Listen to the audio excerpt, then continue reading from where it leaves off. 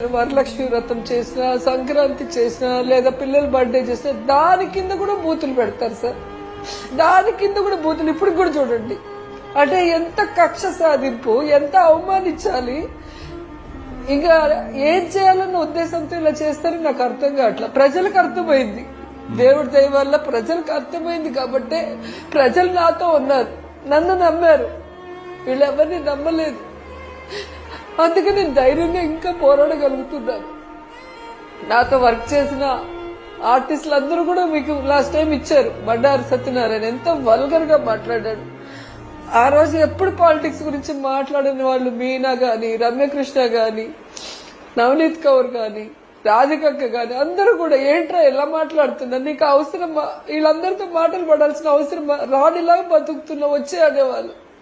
లేదక్క మనమే ధైర్యంగా లేకపోతే మామూలు లేడీ నాయకురాల్ని తొక్కేస్తారు, మనం ప్రూవ్ చేసుకోవాలి, మనం ఒక ఇన్స్పిరేషన్ గా ఉండాలి, మన చూసి లేడీస్ ధైర్యంగా ఉండాలి అని చెప్పి నేను అలా నిలదొక్కుని నించొని ఉన్నా.